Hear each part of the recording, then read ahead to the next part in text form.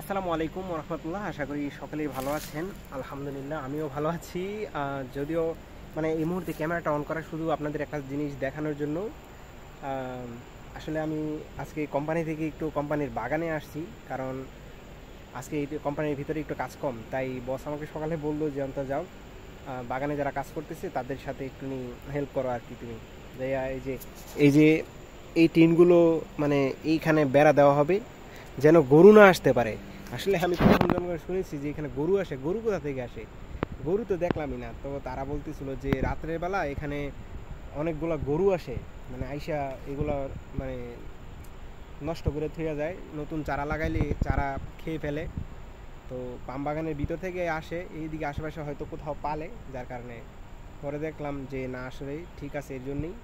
তো এই যে আমার পিছনে দেখতে পাচ্ছেন বড় বড় গাছগুলো, এগুলো হচ্ছে মানে এরকম বড় বড় ডুরিয়ান গাছগুলো কেটে তারপরে এগুলোর মধ্যে কলাম করা হয়েছে। আর পাশে এটা হচ্ছে রামবদান, এটা হচ্ছে একটা কাঁঠাল গাছ যা 12 মাসই কাঁঠাল থাকে। দেখেন কি পরিমাণ কাঁঠাল, এই যে কি পরিমাণ কাঁঠাল এখানে হয়ে রয়েছে, মানে বলার বাইরে। আপনারা যদি একটু আমি যদি একটু জুম করে আপনাদের দেখাই, দেখেন পলিথিন দিয়ে এগুলোকে ঢেকে রাখা হয়েছে যেন কাঠবিড়ালি না খেতে পারে। আর এটা হচ্ছে রামবুদান গাছ, যদিও ওই যে দেখা যাচ্ছে ফুল নতুন করে ফুল আইছে, 2টা গাছ আছে এখানে। আর ডুরিয়ান গাছগুলো এরকম মানে এই বড় বড় গাছগুলোকে তারা কেটে এখানে কলাম করে রাখছে যেন এগুলোর মধ্যে ফল ভালো আসে এবং প্রচুর পরিমাণে বেশি ফল আসে, এর জন্য আর কি। তো আমি জিজ্ঞাসা করলাম যে কেন এরকম করা হয়েছে। তারপরে তারা মানে আমার সাথে যারা এখানে বাগানে যারা সবসময় কাজ করে তারা বললো যে এগুলোতে ফল আসে কম, তাছাড়া ফল ভালো হয় না। এখন ফল যেন বেশি আসে আর সেই সাথে যেন ফল ভালো হয়, এর জন্যই মূলত এটাকে কলাম করা আর কি। আমি আপনাদের একটু দেখাই, এই যে এদিক দিয়ে যাওয়া যাবে না, আমি একটু সামনে দিয়ে যাই, কারণ ওই দিক দিয়ে গেলে আমার কোম্পানির ভিতর থেকে যদি দেখা যায় তবে বলবো যে আমি এখানে ঘোরাঘুরি করতেছি, সমস্যা হবে আর কি।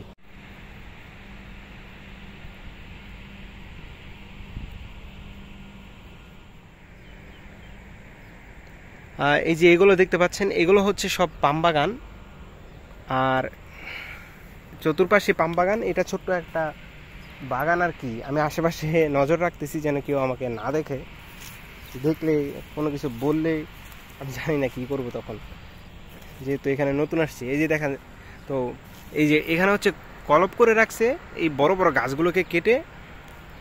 এই যে এগুলো যখন বড় হবে তখন এখান থেকে ভালো করে এগুলো কাটবে, মানে চামড়া সহকারে কেটে আবার নতুন করে রোপণ করবে, আমি এমনটাই শুনেছি তাদের কাছ থেকে। তো ওই ওই পাশে মনে করেন যে এগুলোকে আরও সুন্দর করে প্রস্তুত করতেছে, যে এক্সকাভেটর দিয়ে সমান করা হচ্ছে। আর এটা সম্পূর্ণ হচ্ছে মনে করেন যে ছোট একটি বাগান। আর ওই যে ওইটা বলছিলাম যে লটকন গাছ, আমি এটা একটু পরেও আপনাদের দেখাবো। চলুন আগে ওইদিকে একটু দেখাই আপনাদের। এই যে এটা হচ্ছে একটা গাব গাছ, মানে বিলেতি গাব, মানে এটার গাবটা আমাদের দেশের মতোই, তবে খেতে অনেক সুস্বাদু আর কি এটা। এই যে এটা যদিও আমি পুরোটা ধরতে পারতেছি না, একটু জুম আউট করলে হয়তো দেখতে পারবেন। এই যে এটা, আর এইখানে হচ্ছে এই যে গাছগুলো আমি আপনাদের দেখাচ্ছি।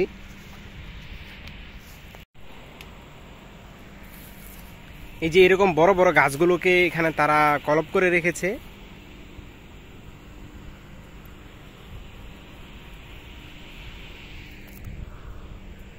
এখানে আমার পিছনে দেখতে পাচ্ছেন যে বড় বড় গাছগুলোকে তারা কলপ করে রেখেছে। এগুলোকে মানে এগুলোকেই তারা মূলত প্রসেসিং করবে। কলপ দিয়েছে যেন এগুলোকে ভালো করে মানে ফল অনেক বেশি আসে। দেখেন এই যে উপরে কিন্তু বস্তা দিয়ে ঢেকে রাখছে আর কি। তো এগুলো এখনো এটার মধ্যেও যদিও নতুন কুড়ি এখনো জ্বালায় নাই, ওই যে হচ্ছে ছোট ছোট, ওই যে এখানে আপনারা দেখতে পাচ্ছেন। তো এগুলোকে এই পাশে এই যে মাটির এই স্তূপগুলোর মধ্যে এগুলোকে লাগানো হবে। ভাই আসলে দেখেন কতটা নীরব এই পাম বাগান। আমি সত্যি কথা যে একা একা আমার এখানে থাকতেও ভয় লাগতেছে, কি বলবো আর, মানে বলার বাইরে এগুলা। এই ছিল মনে করেন যে আমার দেখানো ভিডিওটার মধ্যে কিভাবে তারা এত বড় গাছকে কেটে কলপ করে তো আমি যতটুকু জেনেছি, আজকেই জেনেছি তাদের মুখ থেকে, তাই একটু ভাবলাম ভিডিওর মাধ্যমে তুলে ধরি, এই আর কি। তো চলুন আমরা এখন দেখি যে মানে যেই লটকন গাছটার কথা বলেছিলাম ওইটার মধ্যে কীরকম ফল হয় আর কি। তো চলুন ওইটা দেখি একটু নিয়ে আর কি। দেখেন আপনারা এই যে পাম বাগানের নীরবতা কত মানে সুন্দর। আসলে এটা তো এখন পরিষ্কার পরিচ্ছন্নতা রাখার কারণে এটাকে অনেক সুন্দর দেখা যাচ্ছে আর কি। তাই মনে করেন যে এটার ভিতরে কিছুদিন পর পর মানুষ আসে, আইসা ওষুধ দেয় যেন ঘাস সব মারা যায়, পোকামাকড় অতিরিক্ত সাপ না হতে পারে। এইসব জঙ্গলে তো মনে করেন সাপে ভর্তি, কি আর বলবো, মানে আমার কোনো বলার ভাষা নেই সাপ সম্পর্কে। যদি কখনো আপনাদের দেখাতে পারি, সেই ভাগ্য হয়, তাহলে আমি আপনাদের কখনো এই জঙ্গলের সাপ দেখাবো। ইনি হচ্ছে মানে বস, এই বাগানের দায়িত্বে আছেন, আমাদের বিগ বস ওনাকে দায়িত্ব দিয়েছেন। তো উনি সম্পূর্ণ দেখাশোনা করেন এবং নিজে এগুলো কাটেন। তো আমি এইমাত্র ওনাকে জিজ্ঞেস করলাম যে আসলে এটা কি করবে। তো উনি বলতেছিল যে এটা যখন একটু বড় হবে 1 হাত পরিমাণের, তখন এটাকে পতন করবে। পতন মানে কাটা, মানে কেটে নতুন করে আবার ওই দিকে আর কি যেগুলো উনি তৈরি করতেছেন স্তূপ, ওই স্তূপের মধ্যে এগুলো আবার নতুন করে মাটিতে লাগিয়ে দিবে আর কি। তো অনেক ভালো ভালো ডুরিয়ান হবে। তাছাড়া পরবর্তীতে আবার এগুলো মনে করেন যে উন্নত মানের ডুরিয়ান হবে আর কি। এর জন্য এগুলোকে এরকম কলপ করা হয়েছে। তো চলুন,